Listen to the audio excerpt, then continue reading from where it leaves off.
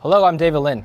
This is Kitco News, and welcome to our special live broadcast of Kitco Mining's annual CEO of the Year Award, coming to you from our headquarters in Montreal. This is the fourth year we are proud to present this prestigious award, and what a year 2020 was. Remarkable on many fronts. Not only did gold hit a high, but the pandemic created tremendous challenges for the entire industry and opportunities that we had to have looked out for mining and metals. The GDX at the end of the day still outperformed the S&P 500 by 2020's year end, and Kitco, the leader in precious metals and mining news, is honored to give recognition to those who have excelled in the mining industry.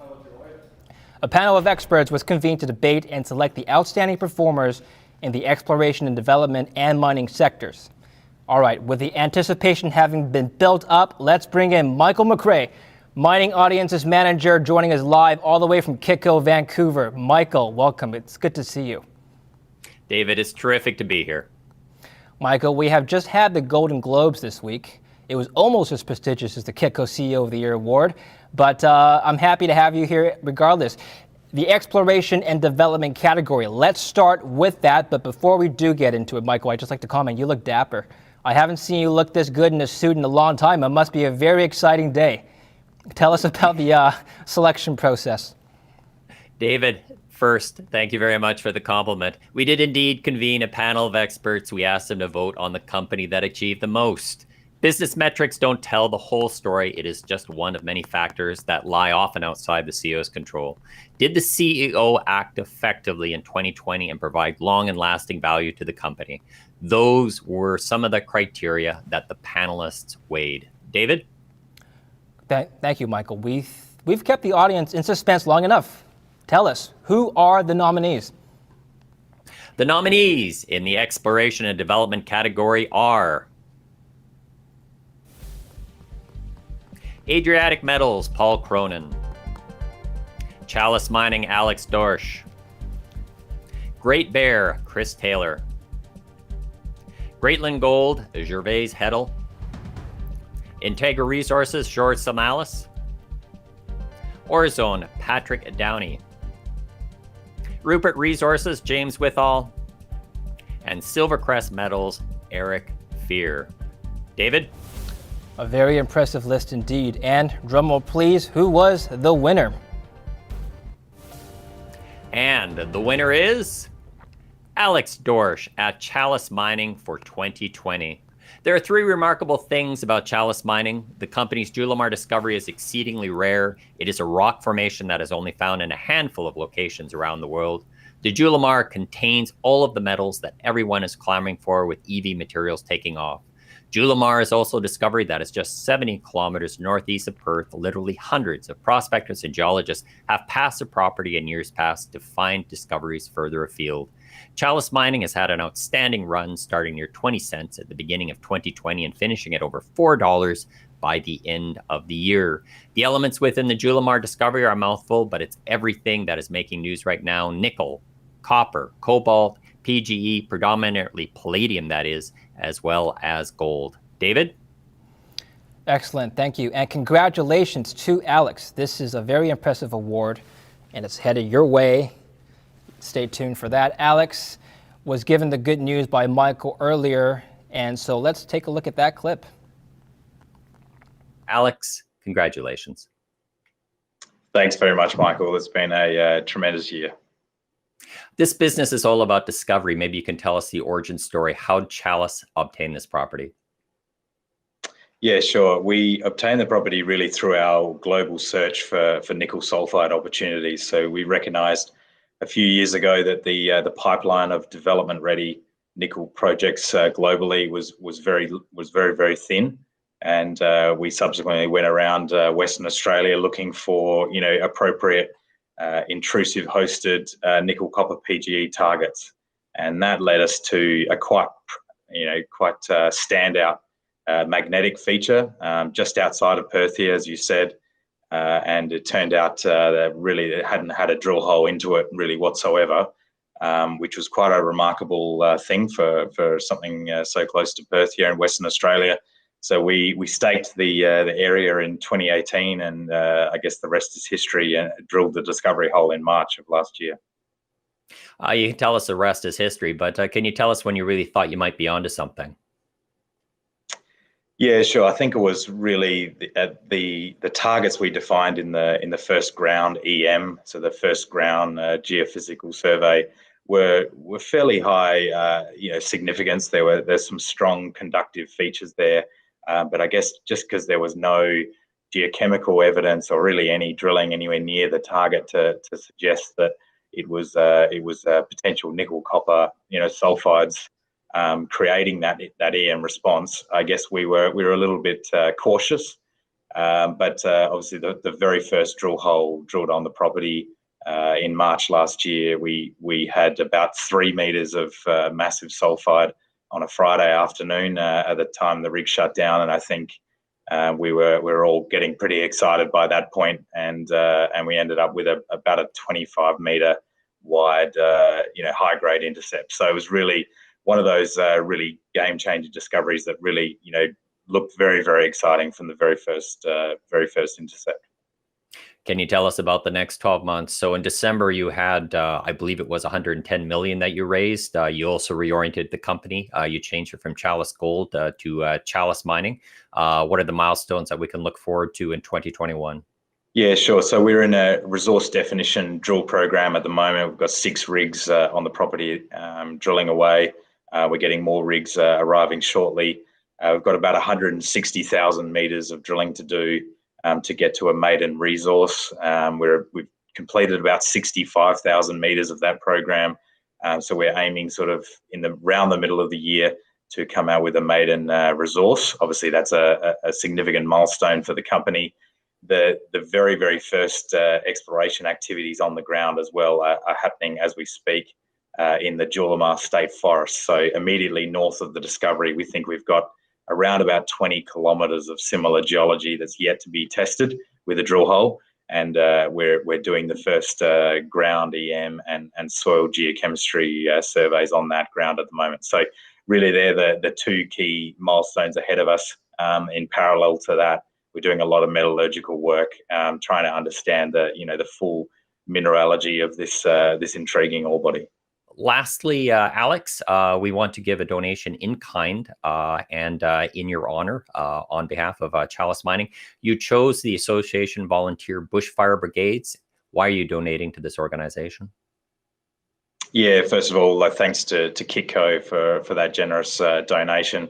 The reason why we've picked the Association of Volunteer Bushfire Brigades here in Western Australia, bushfires or what you guys refer to as wildfires are a serious threat.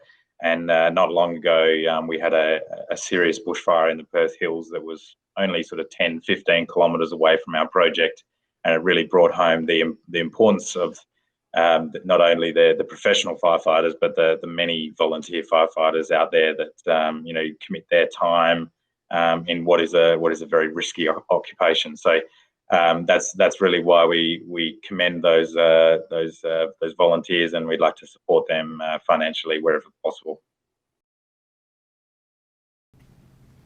Thank you, Michael. And once again, this is going to look great on your desk, Alex. So congratulations to you, and great cause. In fact, it's been 1 year since Australia's catastrophic wildfires blazed across the nation, and Kitco is proud to give an in-kind donation to help promote awareness. And now, Michael, the big moment, the most prestigious category. Let's get right into it. Nominees for the mining category. Please do the honors, Michael.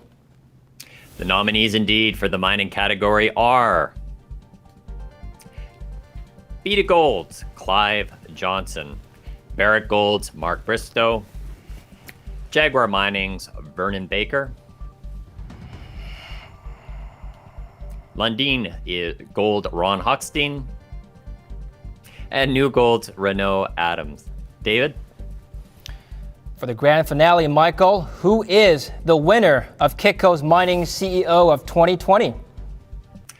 The winner is CEO Clive T. Johnson at Beta Gold. Our judges wanted to recognize Beta Gold's ability to think strategically and find value that others have overlooked.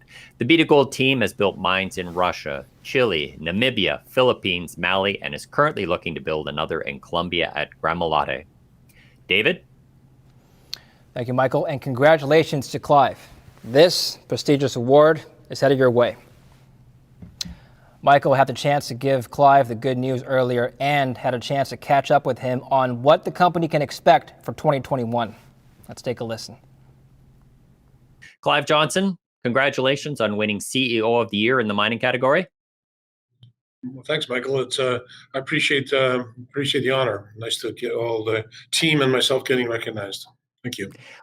Let's talk about your team. B2 Gold is a callback to the old Bema days. It is B2. Can you talk about the people around you? You said you have built 8 mines together. Yeah, we've had an incredible journey. Some of us going back over 30 years when we started Bema. Bema was started as an exploration company and had success there, and then built ourselves up into one of the few companies to ever go from exploration to building mines and running mines well. So that was a long time ago, but we were able to do that successfully, and Bema Gold was taken over by Kinross in 2007 in a $3.5 billion transaction.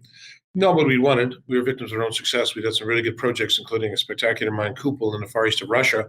But Kinross made an offer, and we took it to the shareholders, which is the right thing for a public company to do. So we started B2 Gold about 13 years ago now with a bit of our own money and really no sort of projects at the outset, no production. And over the last 13 years, we've grown to a 1 million ounce a year producer with several projects around the world. And have been highly successful. Last year, we had a record 1 million ounces of gold production last year, very low cost, under $800 an ounce, all in sustaining cost, very, very profitable, paying a very large dividend now in the space, and debt-free and generating lots and lots of cash. So it's all worked out rather well, and it really is a testament to the team. You know, we are one of the most international gold mining companies in the world. As you mentioned, the kind of countries we've been in through our past of Bema and B2 Gold, and we've learned a lot. And it's really about the team. It's really about the culture.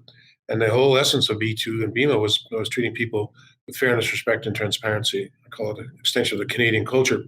And by doing that, we've been able to, and by being open-minded and being entrepreneurial, we've been prepared to go where others fear to tread in the world and unlock opportunities. And a lot of that's been getting to understand the cultures where we work, working well and closely with people, and earning the trust of people. You know, it's all about delivering on your promises. At the end of the day, in our industry, if you go, as I've done, to presidents of countries, another government's, and you promise them you're going to build a gold mine, spend $250 million or whatever, and do it in 2.5 years, and create all these jobs and pay all these taxes, they believe you. They think you're going to do it. And it's important to deliver on the promises you make. And that's always been the core of what we've been able to do in all these different countries, as you mentioned, from Nicaragua to Namibia to the Philippines, and ultimately for the Fekola mine most recently in Mali. So I'm very proud of what we've accomplished, and especially the way we've done it, particularly the last year with all the challenges of COVID. But that speaks to the trust relationship within ourselves, our 4,300 employees, and the governments and the people in the countries we work in. So we're proud of the way we've done it. We're very excited about this year and looking forward to continuing to grow the company. What's ahead for 2021? 2021 is going to be another good year of production. I think we'll be right around that 1 million ounce a year level again, low cost production, and continue to pay one of the highest yielding, almost 4% dividends in the sector, and continue to use cash flow for the dividend, but also for additional exploration and growth through the development pipeline. The Gramalote project in Colombia is a joint venture with AngloGold Ashanti. We're the operator. We're set to come up with a final feasibility study in April. If the results are what we're hoping to see, we'd make a quick development plan and start building that mine in Colombia, which could produce 400,000 ounces a year, half of that to us, and the economics have been looking pretty robust from recent studies. So we'll see that and could have boots on the ground there in September with the same construction team that's constructed 8 mines for Bema and B2 Gold. They're raring to go to Colombia. Second, the Kiaka project we'll have in Burkina Faso, another large project, 4 million ounces, the potential to become another open pit gold mine for us. We own 80% of that. It's going to a final feasibility study update in the middle of the year. And there's some really important changes, not just the gold price, that seem to make it more attractive than it was before. And that's power costs, looking at solar, because we do solar plants in Mali and Namibia, and also looking at natural gas as a fuel option. That could bring those operating costs down dramatically. And the runs we're doing, we have some of our execs there now. We're talking to the government about taxation, et cetera. So once again, governments pre-COVID and post-COVID are going to really want foreign investment. Lastly, Kitco wants to make an in-kind donation for a charity of your choice. Can you tell us about the Save the Rhino Trust? Yeah, this is one of the more exciting things, and this is something that I'm very passionate about. All of our executives are. We were doing CSR and ESG before they had fancy titles, going way back to Russia and other places. But the Save the Rhino Trust, I got involved with this a number of years ago, and the northern part of Namibia is the only place in the world where the black rhino still roams free. And there's a lot of rangers there and people there that actually hike up and down those hills in 40-degree plus temperatures to physically protect the rhinos from poaching. So I started to contribute to this, and so did Beachy Gold. And then some of the people involved had a really great idea to say, well, you guys produce gold, and what can we use gold in some way to help save the rhino? So they had a great idea, which I immediately said yes to. Why don't we take 1,000 ounces of gold in Otjikoto that was deposited 500 million years ago by an exploding star, and take that gold and turn it into rhino gold bars, beautiful gold bars of different sizes, and sell them through Kitco, and sell them at a 50% premium to spot. So the 1.7 million generated by that last year has been very timely during COVID to help the Save the Rhino Trust. Very proud of the work they've done. Unbelievable people. Love going to visit them in the north of Namibia. And this is creative philanthropy, taking gold, as I said, deposited 500 million years ago to save an animal that's been roaming the planet for 50 million years. So it's a nice historic context. That's the kind of creativity we want to see and bring to a different way of conservation and philanthropy. All right, another great cause, saving the rhinos. We are happy to be able to recognize these achievements. And congratulations again to Clive, Alex, and all of our nominees. Michael, thank you very much for the presentation. 2021 is shaping up to be another volatile year. Kitco Mining will be there to cover all of it. And to our audience, thank you very much for tuning in and watching our broadcast of this very special edition of our CEO of the Year 2020. Please let us know in the comments down below what you think of this year's picks, and don't forget to subscribe. I'm David Lin. Stay tuned for more coverage.